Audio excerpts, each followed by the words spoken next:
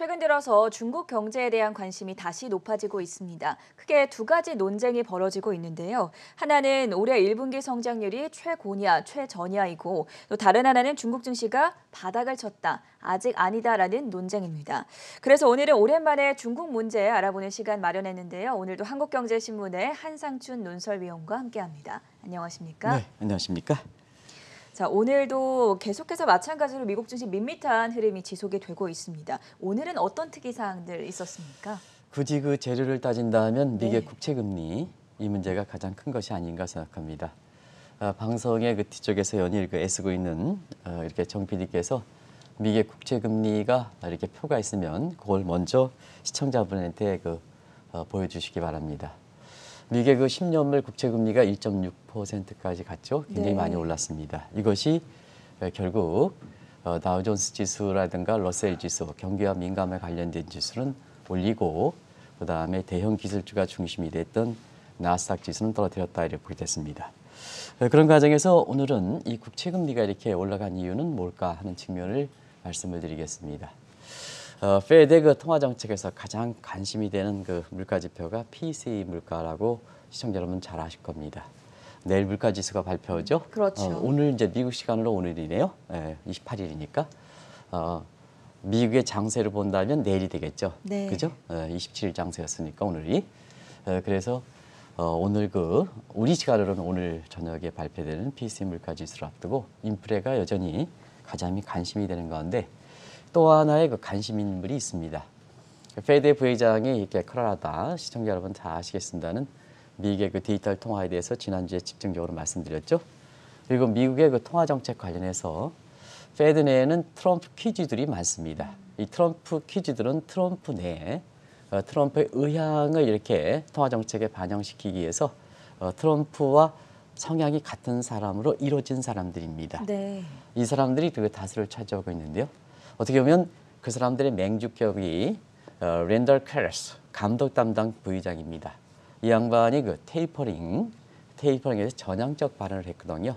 그러다 보니까 사실 FOMC 이사 내에서는 테이퍼링에 대해서 이렇게 보다 보다 다가가지 않았느냐 하는 이런 쪽의 분위기가 시장의 국채금리를 올렸다 이렇게 보실 때 있고요. 또 한 가지는 오늘은 미국의 2020년 회계안이 이렇게 발표됐습니다. 물론 의회 통과가 이렇게 이제 거칠 거로 보이는데요. 참고적으로 미국의 회계연도는 10월 1일부터 다음해 9월 말까지입니다. 그래서 우리가 2022년 회계연도 앞두고 지금부터 행정부 안에 예산안이 되면 결국 의회에 가면서 이것이 하원 통과되고 그렇게 돼서 이게 확정되거든요. 사실상 올해 들어서 경기부양책 1조 9천억, 그다음에 지금 협상가 되고 있습니다는 인프라 확정 계획 부분에 이렇게 규모가 비교적 조정하고 있죠. 여기에 토탈이 합쳐서 예산안이 6조 달러 정도가 되고 있습니다. 그러다 보니까 앨런이 지금 상태에서 2010년에 이렇게 금융위기 직후에 재정의 역할로 했어서는 지금의 상황에 이렇게 미국의 구조조정을 하지 못한다 하는 측면에서 내년에 그 예산안을 6조 달러 규모 아주 슈퍼 예산을 편성했거든요. 결과적으로 보면 테이퍼링의 전향적, 그 다음에 앨런의 고압 경제, 내년 예산은 6조 달러 하다 보니까 국채금리가 급등하는 현상을 발생했다 이렇게 보시면 되겠습니다. 국채금리가 급등하다 보니까 두 가지가 또 하나는 테이퍼링은 경제 정상화 과정이거든요. 경제 정상화하고 위기 극복이 되기 때문에 경기 민감주가 올라가는 겁니다. 그래서 경기 민감주의 다우존스 지수 비교적 이렇게 오늘 장세를 보면 큰 폭으로 올랐고, 두 번째는 경기가 이렇게 확산되는 것이 중소형까지 확산되지 않느냐 해서 러셀 지수가 오늘 많이 올라갔던 겁니다. 네. 그리고 미국의 국채금리가 이렇게 올라가다 보니까 결국 국채금리의 미래 잠재 가격에 영향을 받고 있는 할인율 부분이 부담이 되다 보니까 대형 기술주들이 좀 떨어지면서 나스닥 지수가 이렇게 떨어졌다 이렇게 보겠습니다. 그런 포인트를 잘 지적할 필요가 있다는 걸 말씀드리겠습니다. 이쪽 저쪽 뭐 이렇게 얘기하다 보니까 시청자분이 상당히 좀 혼란스러워서 이렇게 제가 정리를 좀 해드렸습니다. 그게 오늘의 미국의 시장의 핵심이었다 이렇게 보겠습니다. 오늘 뉴욕 증시 마감 상황에 대해서 자세한 분석 먼저 들어봤고요. 어제는 한국은행의 수정 경제 전망이 발표되면서 이주열 총재가 연내 금리 인상을 시사라는 발언을 해서 코스피 지수가 약보합으로 좀 돌아서는 모양새를 나타냈습니다. 이 부분에 대해서 어떻게 보셨습니까? 발언이냐 시사냐 하는 측면을 네. 좀 말씀드리겠습니다. 이주열 총재께서는 아무리 금리 인상이 내일 한다 하더라도 발언을 하는 건 없죠. 그래서 시사다 이렇게 불렸습니다. 아마 오늘 아침에 방송에 다른 이렇게 그 방송에서 이 자막으로 그냥 바로 그 6시 직전에 자막으로 이주열 총재가 연내 금리 인상 발언 이러다 보니까 발언 얘기가 나오는 것 같습니다. 중앙은행 총재 입장에서는 내일 금리 인상을 단행한다 하더라도 바로 직전에 발언을 하는 것은 이렇게 있을 수가 없다는 걸 말씀드리겠습니다. 그래서 시사 쪽으로 이렇게 전망하는데요. 어제 국내 증시는 뭐 다른 요인보다도 이 요인이 가장 컸죠. 아시겠습니다는. 일단은 어제 경제 성장률이 발표됐죠. 네. 아시겠습니다. 예상대로 4%가 발표됐습니다. 이 자체가 증시를 변동시키지는 못했습니다. 근데 어제 그 경제 성장률이 올라가다 보니까 소비자 물가 상승률도 1.4, 2월 전망에서 1.8%, 물론 타겟선 미치지만 사실 그 미국도 테이퍼링 얘기가 나오고 이러다 보니까 자연스럽게 한국도 금리 인상 문제가 이렇게 관심이 됐던 겁니다. 근데 뭐 금리라는 건 이주열 총재님 말씀대로 경제 상황에 따라서 변동하는 거죠. 경제가 2월 달보다 좋아졌으니까 상황을 감안하겠다 하는 이런 입장이 항상 2월 달에 이주열 총재가 이렇게 말씀하셨던 내용과 그다음에 4월 달에 말씀하셨던 내용이 서로 어조가 다르다 보니까 결국은 연내 금리 인상설을 시사한 것이 아니냐 해서 지금 상태에선 10월에서 11월 설까지 아주 구체적으로 시기를 하고 있습니다. 그런 측면에서 보면은 경제 상황에 맞춰서 자 2월 달은 경제가 안 좋았을 때 물가가 부담이 없었을 때는 당연히 그렇게 말씀하시는 거고 경제가 이렇게 좋으면 전형적으로 얘기하는 거다 이런 측면에서 사실 이것에서 시장이 굉장히 한국은행 출입기자 일부 중에 금리 인상을 2월 달에 이렇게 경제 전망을 할 때 뉘앙스보다는 좀 전향적이기 때문에 그냥 느닷없이 금리 인상을 이렇게 부각시키다 보니까 결과적으로 어제 다른 것보다도 이 요인 때문에 주가를 좀 많이 떨어뜨린 장중에 주가를 많이 떨어뜨린 배경입니다. 근데 시간이 가면 갈수록 이거에 대해서 이렇게 올바른 방향으로 이렇게 되면서 주가가 그래도 이제 마감 지수로 코스피에서 낙폭이 하락세에서 마감됐는데요. 이게 이제 지금 보여주고 있죠. 그런 측면에서 좀 말씀을 드리겠습니다. 일단 그 10월, 11월 금리 인상설에 대해서는 이거는 한국은행에서 얘기한 건 아니다 하는 걸 꼭 좀 말씀드리겠습니다. 지금 시장의 추론이다. 그러면 10월과 11월에 금리 인상이 가능할까 하는 측면을 말씀드리겠습니다. 한국은 금리 인상이 이렇게 기대가 된다 하더라도 우리 가계부채가 굉장히 위험성입니다. IMF 이사에서는 금리 인상부터 하면 이미 가계부채 부도서를 제기한 상태입니다.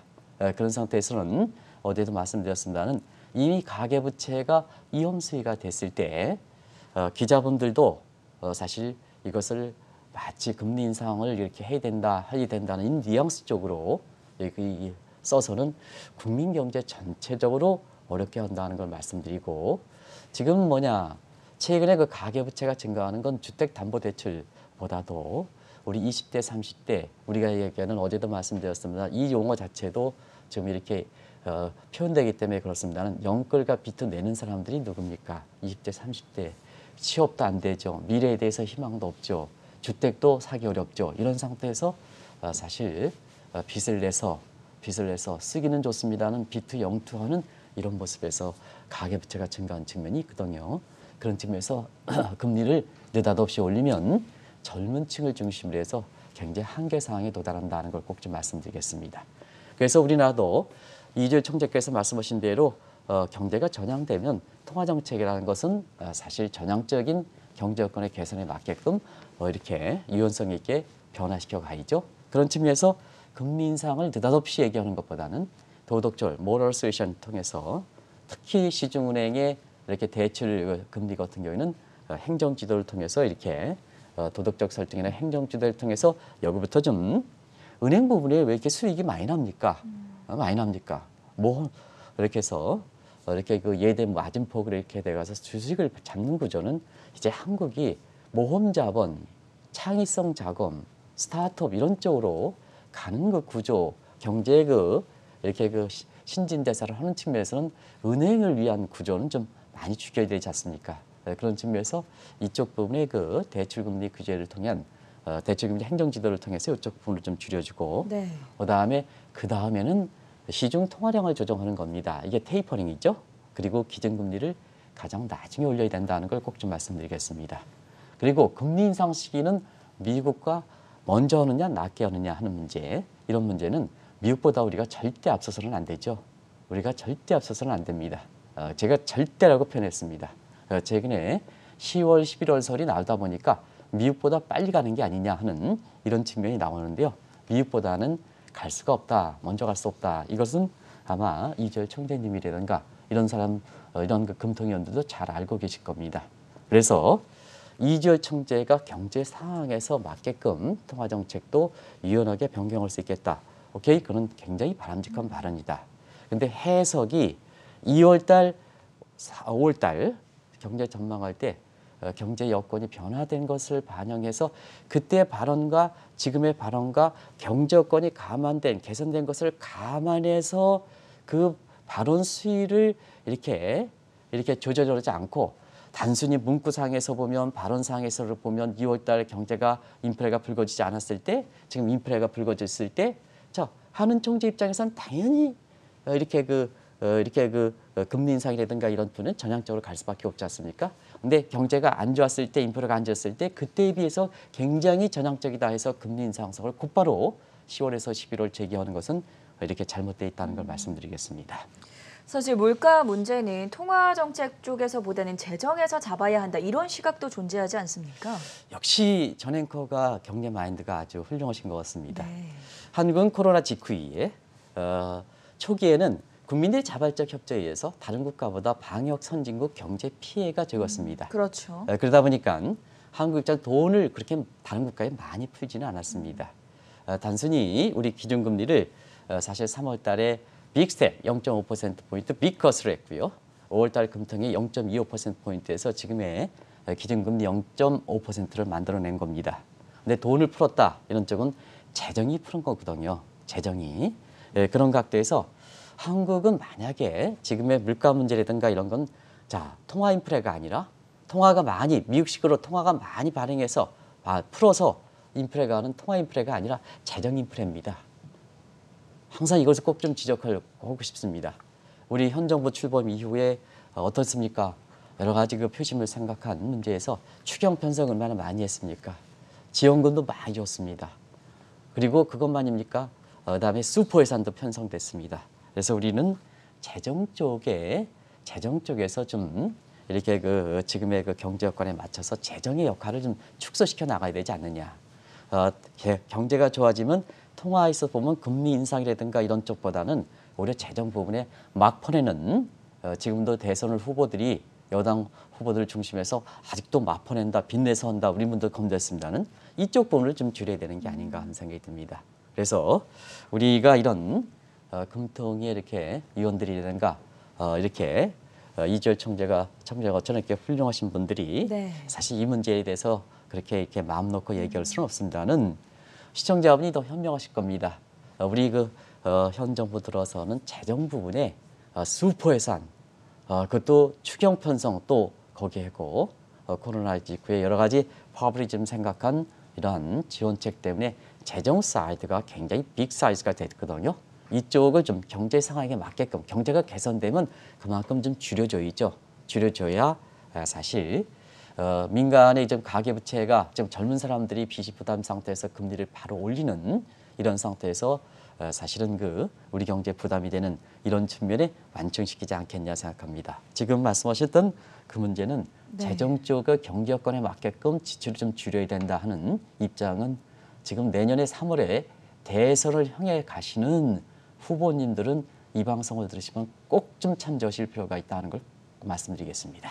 어제 금통위에서 이주열 한은 총재 발언이 굉장히 중요했던 만큼 관련 사안 자세하게 짚어드렸고요. 이제 중국으로 좀 넘어가 보도록 하겠습니다. 어제 중국 상해종합지수가 지난 2월 중순 이후 처음으로 3,600선을 회복했는데 일각에서 거론됐던 것처럼 중국 증시가 바닥을 치고 이제 올라간다 이렇게 뭐 봐도 되겠습니까? 네, 상징성 의미가 있기 때문에 네. 상해지수가 3,600 이렇게 해서 올해 그 상해지수가 사실 그 연초에는 좀 잘 나갔었죠.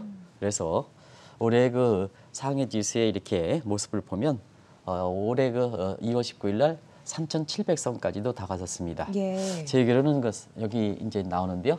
이렇게 이게 3월 5일까지 이렇게 돼 있고요. 2월 19일도 이렇게 딱 좀 더 하면 길게 봐야겠네요. 길게 보면 여기 나오죠? 나올 겁니다. 그래서 3,696. 네. 이게 2월 19일 겁니다. 그래서 3,700선 가죠. 그 위에 이렇게 쭉 미끄러지면서 있다가 지금 한미 정상회담 직전부터 강하게 오르기 시작해서 오랜만에 3,600선, 지금 3,600선, 3,608이죠. 이렇게 해서 비교적 그 중국 증시가 좋은 모습을 보였다 이렇게 보겠습니다. 그러다 보니까 사실 그 국내에 중국 주식도 중국 관련된 상품도 많이 하시는 분이 있는데요. 자, 중국 내부에서도 그런 얘기가 있습니다는 우리 내부에서도 자, 중국 증시가 본격적으로 저점을 통과했다 하는 이런 시각이 이렇게 낙관론이 있고요. 이 낙관론에는 그런 것 같습니다. 조만간 4천선을 돌파할 것이다 하는 이 측면이 이제 아주 그 중국 증시가 저점을 통과하고 3,600이 되니까 조만간 4천선을 돌파할 것이다 이렇게 이제 예상하는 시각이 있고요. 근데 한 가지 말씀드리면 4천선 하더라도 3,600 대비하면 4천선 하면은 아마 7, 8%씩 세게 안 되는 겁니다. 네. 이렇게 해서 올해 요즘 그런다 그래요. 한국의 주식을 할 때는 한 10%만 내더라도 올해 아주 훌륭한 거거든요. 근데 이제 증권사의 고객분들이 오면 작년에 워낙 주가가 높고 기대수익이 높다 보니까 그렇죠. 10% 정도 이렇게 해서 10% 수익만 나면 좀 차익 좀 실현해 주세요 이렇게 얘기하더라도 무슨 얘기냐? 30% 이상 나야 되지 않느냐? 이러다 보니까 정작 한국의 주식을 팔아줘야 되기 때문에 네. 또 이제 증권사 직원들이 10%에서 좀 현금을 좀 갖고 있는 게 좋습니다. 변곡점 이렇게 하더라도 기대 수익이 높고 일부 유튜브에서 뭐 이렇게 유튜브 방송하시는 분이 주가가 뭐 코스피가 4,100 간다는데 3,000부 갔다는데 당신은 왜 주식을 지금 팔라 그러느냐 10%뿐이 안 남기고 이런 쪽에서 오히려 주가가 떨어지는 상태에서 상당히 좀 이렇게 올바르게 그렇게 지도를 했던 이런 증권사들이 애를 먹는 이런 풍경이 나오고 있다 그래요. 그런 측면에서 보면은 올해 그 4천선 가더라도 3,600선 대비한 7에서 8%니까 우리가 한국 증시에서 한국 증시 더 많이 올랐지 않습니까? 한국 증시에서 10%보다는 더 낮은 겁니다. 중국이 그만큼 증시적인 측면에 과거의 성장세, 낙관론에 쭉 이렇게 올라가는 그 속도보다는 많이 둔화됐다는 얘기입니다. 낙관론의 실체를 좀 말씀을 드리는 겁니다. 근데 비관론은 중국이 기업 규제 많죠. 그래서 마인이라든가 이런 기업 규제, 기업 권력이 국가 권력 도전하느냐 하는 측면에서 이렇게 시진핑이 장기 집권의 야망을 갖고 있는 상태에서 이런 두둑여 패 기업 규제 이런 것이 중국의 대형주라든가 이런 쪽이 지금 주식을 이끌지 못하는 측면이 있고요. 또 중국도 테이퍼링 문제가 계속해서 거론됐지 않습니까? 이런 것이 이렇게 앞으로 또 페드가 이렇게 테이퍼링에 이렇게 추진한다고 본다면 어쩔 수 없이 이제 중국도 이게 테이퍼링에 따라갈 수밖에 없는 이런 측면이기 때문에 이런 우려 때문에 좀 더 지켜봐야 된다는 이 두 시각으로 나눠져 있다 이렇게 됐습니다. 중국 증시가 앞으로 어떻게 될 것인가 이를 결정하는 요인 중에 가장 중요한 부분은 아무래도 경기가 아닐까 싶은데요. 네, 저는 그 지금 낙관론과 비관론 얘기했지 않습니까? 네. 저는 그 감각을 좀 보겠습니다. 저는 그는 낙관론 비관 쪽에 어디를 좀 무게를 두고 싶습니까? 중국에 대해서요? 네네. 저는 그래도 낙관론 쪽에 네. 긍정적으로 바라보고 있습니다. 네, 우리 그 중국 주식을 좀 갖고 중국 관련된 금융 상품을 갖고 있다가 지난 그 3개월 동안 네. 주가가 떨어지는 과정에서 중국에 관련된 투자자들이 좀 마음이 굉장히 안 그렇죠. 좋았었는데요. 네, 그런 측면에 애틋하게 생각하는 전 앵커의 마음을 좀 읽을 수 있겠다 하는 것을 네. 생각하는데요. 사실은 중국 내부에서 종전과 달리 고도 성장할 땐 낙관론, 비관론은 전 앵커처럼 낙관론에 무게를 두는데요. 지금 중국 내부에서는 낙관론과 비관론이 팽팽히 맞서고 있다. 네. 종전과 이것도 다른 점이다. 종전된 낙관론과 비관론일 땐 낙관론이 굉장히 힘을 실려졌는데요. 지금 낙관론과 비관론이 팽팽히 맞서는 가운데 낙관론의 실체도 주가 상승폭이 그렇게 크지 않는데 반해서 지금 낙관론과 비관론도 팽팽히 맞서고 있다. 왜 그럴까? 중국은 가장 중요한 게 증시를 결정할 때 경제 성장률입니다. 경제 성장률인데 경제 성장률도 낙관 쪽은 1, 4분기 중국 경제 성장이 최고였다. 이런 측면의 본격적인 경기 회복에 무게를 두는 시각의 낙관론이고, 그다음에 1, 4분기 중국 경제 똑같은 성장률인데 중국 경제가 최저다 이런 시각에서는 비관론에 무게를 둔다. 네. 팽팽하게 맞서고 있다. 그래서 우리가 2, 4분기 성장률이 7월 달에 발표합니다. 가장 최근에 발표했던 게 중국의 1, 4분기 성장률이죠. 그러면 이제 중국의 경제 성장률 추이를 한번 보겠습니다. 그래 이제 올해 1, 4분기 성장률이 이렇게 실체가 나타나는 겁니다. 작년에 중국 경제 좋았죠?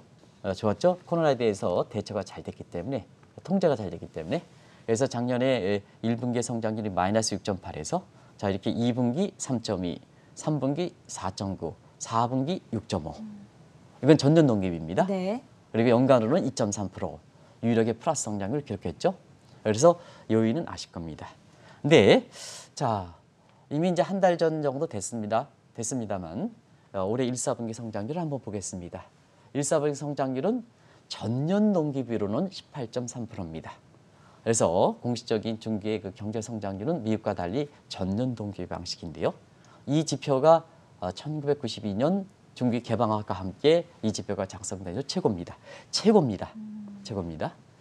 근데 앞서 말씀드린 같이 국가통계원에서 중국의 성장률은 전년 동기비 기점이거든요. 근데 전년 동기 작년 1, 4분기에 마이너스 6.8% 빠졌으니까 이 기저가를 생각하면 자, 이 18.3%의 최고라고 평가하는 이 성장률이 흐트러지는 겁니다. 그래서 지금의 코로나 같은 이런 사태에서는 전분기 대비해서 어떻게 되냐? 전분기 대비 어떻게 되냐? 미국식 방식으로 전분기 그러니까 전분기니까 올해 1, 4분기는 작년 4, 4분기죠. 그래서 0.6%뿐이 증가하지 않았습니다. 그러다 보니까 0.6%니까 전분기 대비해서 분기별 전분기 대비 성장이 최저다 이렇게 나오는 것 같습니다. 네. 그래서 최고를 생각한다면 전년 동기비 최고로 생각해서 18.6%라면 낙관론이 이렇게 되는 거고, 그다음에 전분기 대비 0.6% 최저로 본다면 비관론의 무게를 싣고 있는 상황이 중국 내부에서 지금 상해 지수가 3,600 돌파하는 가운데 국내도 말할 가능성 중국 내에서도 이렇게 낙관론과 비관론이 팽팽하는 가운데 종전에 달리 이렇게 지금은 팽팽히 맞서고 있는 낙관론 무게 실리는 것보다는 팽팽히 맞서고 있는 이런 시각을 국내에서 중국 증시와 관련해서 이렇게 분석하시는 시각이 종전과 다른 점이다. 이런 점을 참조하실 필요가 있다는 걸 말씀드리겠습니다. 통계 방식에 따라서 최고냐 최저냐 이 논쟁이 활발하게 벌어질 것으로 예상이 되고 결론을 내기가 어려울 것 같은데요. 미국 경제와 비교해서는 중국 경제는 어느 정도 수준입니까? 네, 자체적으로 통계 방식에 따라서 최고냐 최저냐 하니까 네. 우리가 보면 잘 나가는 국가에 비교하면 되지 않습니까? 그쵸. 그럼 명확히 드러난다 이렇게 보시면 되겠습니다. 그래서 최근에 국제 세계 경제 주화는 다자 채널 복구, 백신 보급 이런 측면에서 사실 미국이 주도하는 양상을 보이고 있죠. 그래서 미국 경제랑 한번 가장 최근에 발표했던 올해 1분기 성장률을 놓고 통계 방식을 동일하게 한번 해보겠습니다. 사실 어떤 분 같은 경우에는 그것도 경제에 많은 전문가라는 사람도 중계 성장이 18.3%, 그다음 미국의 성장률이 이렇게 6.4%, 오늘 이거 전정치가 발표됐죠? 네. 그러니까 다이렉트를 비교하면 안 된다 하는 걸 말씀드리겠습니다. 누차에 통계를 이렇게 성장률을 이렇게 하는 방식이 다르기 때문에 그렇다 이렇게 보겠습니다. 그래서 미국의 성장률 오늘 발표했습니다. 두 번째 1분기 성장률이 속보치와 잠정치가 동일한 6.4% 발표했습니다. 이게 전분기 대비 연율 방식입니다. 그러면 중계 성장률을 아까 작년 4분기 대비해서 0.6%라고 말씀드렸습니다. 이걸 미국식 방식으로 에스트리코 1 플러스 0.6에 에스트리코 4승 때려 이러면 연율이 되거든요. 여기 6.5% 정도가 죄송합니다. 2.5% 정도가 나옵니다. 왜냐하면 0.4에 곱하기 4 정도 하면 대충 맞습니다. 0.4에 곱하기 4 하면 연율이 되는 겁니다. 그럼 2.4%죠. 근데 이게 승수가 에스트리코 4니까 조금 차이가 있습니다. 그래서 1 플러스 0.4에 에스트리코 4승 때리면 2.5 정도가 나옵니다. 그러다 보니까 6.4 대비해서 2.5는 공교롭게도 2.5배가 나올 겁니다. 미국이 더 높습니다. 그러다 보니까 지금 아직 중국이 본격적으로 성장, 경제 발전 단계를 감안하지 않는다 하더라도 미국에 비해서 성장률이 낮아진다 이렇게 보겠습니다. 자, 그러다 보니까 자, 앞으로는 어떻게 될 것이냐 하는 측면에서는 지금 오늘 한국이 이제 5월 28일이 되는 거죠. 그래서 2분기도 절반이 지났습니다. 네. 그래서 6월 말 끝나면 7월 말 중국은 7월 중순 정도에 조금 최근에서는 요 중순에 맞춰지지 않습니다. 그다음에 미국은 이제 7월 말에 속보치가 발표하는데요.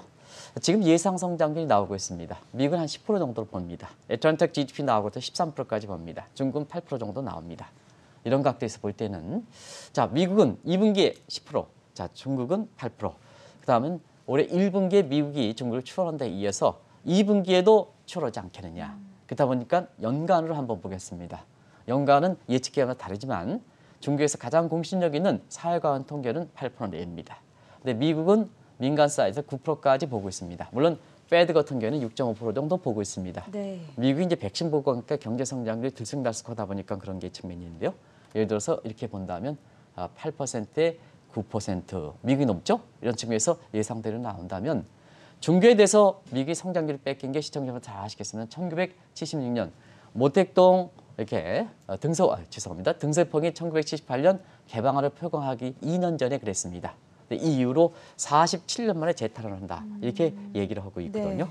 그래서 아직까지 이게 미국에 비교할 때는 사실 과거 중국 1인당 GDP의 고도 성장국의 성장 경제 연령이 굉장히 젊은 상태에서 미군 1인당 GDP가 벌써 6만 달러 가까워지는 상태에서 이렇게 보면 미국에 비해서는 부진하다. 이렇게 평가할 수가 있겠다. 이렇게 보시겠습니다.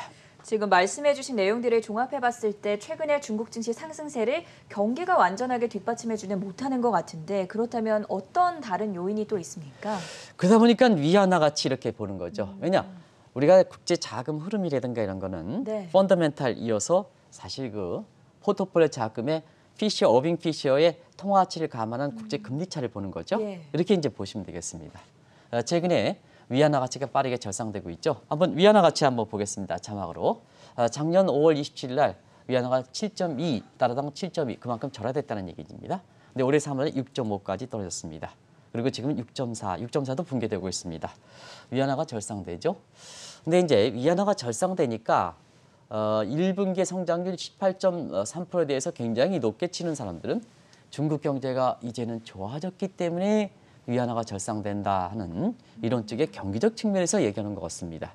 이 분석은 상당히 잘못되어 있다 하는 걸 꼭 좀 말씀드리겠습니다.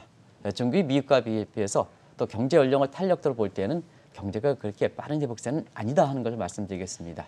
그러면 경제 여건을 반영하는 위안화 가치가 중국처럼 관리변동할지만 고시환율을 취하고 있는 입장에서 이렇게 보면 정책적 요인이 많이 결부되어 있다는 얘기입니다.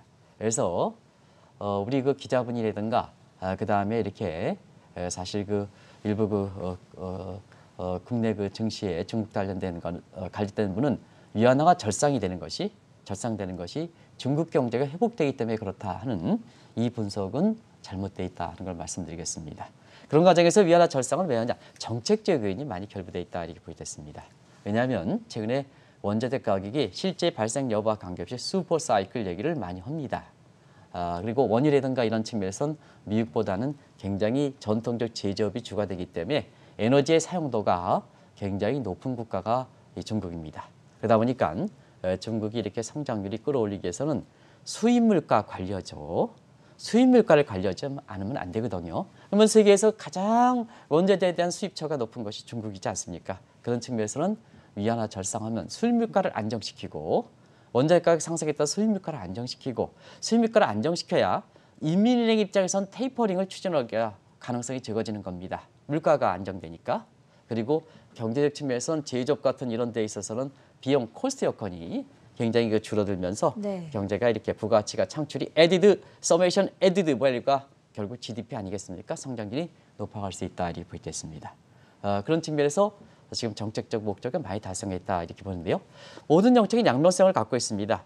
경제 여건에 달리 사실 이렇게 위안화가 절상되다 보니까 외국 자본이 지금 많이 들어간다 이렇게 얘기를 합니다. 근데 외국 자본도 정책적 요인이 많이 결부되어 있다 이렇게 보겠습니다. 어떤 분 같은 경우에는 위안화가 평가 절상되고 환차익 때문에 올라간다. 물론 그런 측면에서 이렇게 모건 스탠리 조정에 의해 가지고 한국의 지분이 좀 떨어지고 있죠. 중국이 올라가고 있는데요. 그런 측면에서 스위치되는 측면도 있는데요. 사실은 지수 조정에 의한 그 자금의 이동이기 때문에 이게 위안화 절상을 감안해서 사실 이것의 자금 들어가는 것은 그렇게 성격이 크진 않다는 걸 제가 크진 않다라는 것을 말씀드리겠습니다. 그러면 최근에 중국의 외국인 잡으로 잡히는 것이 사실 위안화 평가 절상 환차익을 감안한 자금일까? 그렇지는 않습니다. 북향 자금이라는 표현을 쓰고 있습니다.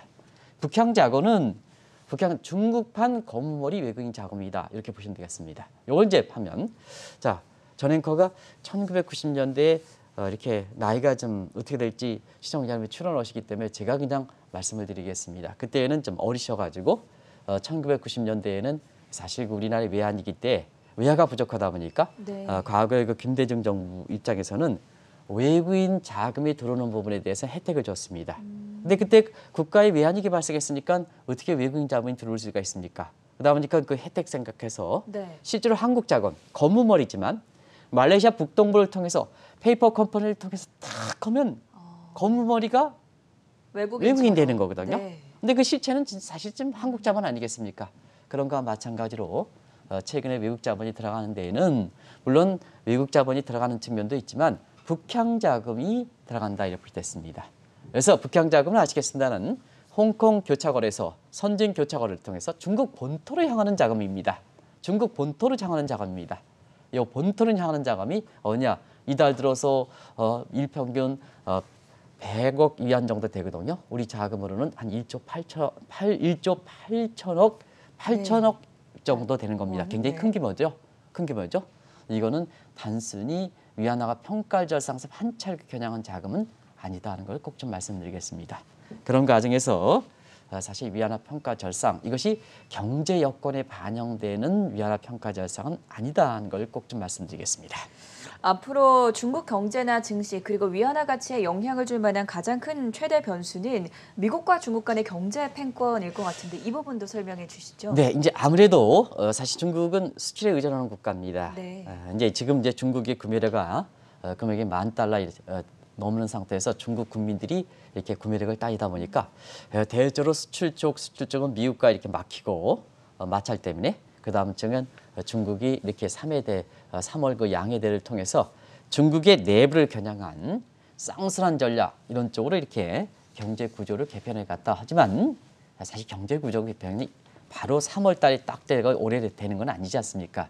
그런 측면에서는 우리가 당분간은 수출에 의해서 중국 경제 성장이 되느냐 마느냐 이런 쪽으로 이렇게 보시면 되겠다는 걸 말씀드리겠습니다. 근데 문제는 미국과 중국 간에 지금 충돌이 되고 있죠. 충돌이 되고 있는데 그렇죠. 중국의 주력 상품과 미국의 주력 상품과 수출 경합 지수 ES 지수가 비슷한 측면도 있습니다. 알리바마, 애플 이렇게 비슷한 측면이 있습니다. 전기차에서 이렇게 해서 비슷한 측면이 있습니다. 그래서 수출 경합 지수라 하는데요. 수출 경합 지수 ES 지수죠. Export Specialty Index로 하는 ESR 지수가 있습니다. 이 경합 지수가 굉장히 높습니다. 주력 상품. 그런 측면에서는 미국의 이렇게 경제 패권이 중국의 수출을 좌우하고 중국의 수출을 좌우하는 측면도 많고 그다음에 경제 성장률의 회복 여부를 가름한다 이렇게 보겠습니다. 그런데 중요한 것은 미국이 사실 트럼프 정부보다 더 세게 반도체 굴기라든가 네. 또 앞으로는 이제 이렇게 그 경상거래 사이즈 상품이 되면 결제 통화 시스템에 쓰던 디지털 이렇게 통화해서 사실 중심 통화 경쟁을 하고 있죠. 네. 그런 측면에서 타겟이 바이든 정부는 트럼프 정부보다 더 세게 경상거래 사이드는 통화 사이드는 더 세게 밀어붙이고 있습니다. 그런 시청자 여러분이 다 아실 겁니다. 근데 문제는 미국만 극복하면 되느냐 하는데요. 그렇지는 않습니다. 지금 피봇 country to country, nation to nation의 이렇게 사실 경제 패권 다툼이 아니라 지금은 정치 군사적 측면에서 한국과 미국이 있지만 온라인상은 하나의 레벨 하나의 시장이 된 겁니다. 원 월드, 원 이코노미, 원 마켓이 이렇게 되는 거거든요. 하나의 세계, 하나의 시장 이렇게 되는 거죠. 하나의 국가 이렇게 되는 거죠. 그런 측면에서 보기 때는 지금은 피봇 스테이트 경쟁입니다. 중심축 경쟁입니다. 이 중심축 경쟁은 네트워크 경쟁입니다. 그러다 보니까 미국만 이렇게 중국이 극복하면 되느냐? 그렇지 않습니다. 미국이 지금 피볼 스테이트 경쟁에서 G7 서방 선진국 복구오고 있습니다. 그리고 대서양 동맹 유럽과 복구오고 있습니다. 그다음에 이코노믹 파트너십에서 자 동아시아국가 했습니다. 그러다 보니까 미국만 극복해서는 안 됩니다. 지금 미국이 중국을 옥죄고 있는데요. 자체적으로 미국 단독뿐만 아니라 이러한 과거의 네트워크를 통해서 아주 연합적으로 옥죄고 있습니다. 그런 측면에서 보면 중국이 수출 증대 이렇게 하는 측면에서는 과거보다는 경제 패권이 미국이 연합을 통해서 중국을 압력하기 때문에 미국만 극복하면 안 된다. 그래서 우리가 보면 어떤 분이 이렇게 어제 국내 증시를 이렇게 얘기할 때 네. 중국의 유화, 그다음에 미국의 이렇게 전화 상담에서 국내 증시에 영향을 미쳤다. 이렇게 하는데 이런 게 국내 증시에 영향을 미치는 영향력이 거의 없을 겁니다. 어제는 한국의 금리 인상에 설왕설래하는 과정에서 주가 모습이 좌우됐다는 걸 꼭 좀 말씀드리겠습니다. 중국 경기와 증시 움직임, 우리 경제나 경기에도 좀 영향이 있을 것 같아요. 특히 위안화 절상 추재 국내 기업 입장에서는 많은 관심이 있지 않겠습니까? 네, 아무래도 이제 위안화 절상하면 동저계수가 높은 점을 걸 때는 원화 절상돼서 우리 네. 수출에도 악영을 미치지 그렇죠. 않겠습니까? 그런 측면에서 최근에 그 중국 경기가 최고냐 최저냐, 증시가 저점을 통과했느냐 안 통과했느냐, 중국의 위안화가 절상되느냐 절하느냐 이 모습은 사실 단순히 증시적인 측면뿐만 아니라 우리 경기라든가 우리 수출이라든가 이런 측면에 종합적으로 이렇게 사실 영향을 미치지 않겠냐 생각하는데요. 시간이 많이 경과됐습니다. 가장 중요한 환율 문제만 좀 말씀드리면 누차례도 말씀드렸습니다는 지금은 사실 우리 정부 문재인 정부는 이번에 뭐 한미 정상회담 때 조금 더 미국적으로 편향돼 있지만 아직도 안미 경쟁이거든요. 안보는 미국, 경제는 중국입니다. 네. 근데 환율을 담당 직접 영향을 미치는 기업은 이미 원중 친미 체제로 가고 있습니다. 이미 미국 쪽으로 가고 있습니다. 그런 측면에선 중국의 영향력이 정책의 결정에선 문재인 정부보다 프리어들 입장에서는 미국 쪽에 많이 편향된 야구거든요. 그러다 보니까 중국의 관계가 좀 낮아졌습니다. 중국의 관계는 중국 증시와 한국 증시의 상관계수가 많이 떨어졌습니다. 그리고 위안화와 그다음에 원화의 이렇게 상관계수, 위안화가 절상되면 한개 원화 절상 정도 한때는 0.90에서 지금 0.5 밑으로 떨어졌습니다. 그래서 시청자 여러분 말씀드릴게요. 특히 우리 회장님들이 이제 환율에 대해서 관심이 있는데 이 방송을 거의 많이 보시는데요. 위안화가 절상됐다 하더라도 원화가 절상된다. 과거처럼 그렇게 절상되는 정도는 많이 약화됐다는 걸 꼭 좀 말씀드리겠습니다. 그래서 너무 위안화가 정책적으로 이렇게 되면 중국이 수입물가를 잡고 이렇게 절세적으로 하면 많이 평가 절상되지 않겠느냐 하는데요. 이것도 한계가 있다 하는 걸 말씀드리고 절상이 되더라도 원화 상관계수가 굉장히 많이 떨어졌다. 너무 원화 평가 절상 쪽 환율이 떨어지는 부분에서 너무 우려하지 마십사 하는 것을 꼭 좀 말씀드리겠습니다. 네, 오늘은 중국 경제, 중국 증시와 관련된 두 가지 큰 논쟁에 대해서 자세한 말씀 들어봤고요. 지금까지 한국경제신문의 한상춘 논설위원이었습니다. 고맙습니다. 네, 고맙습니다.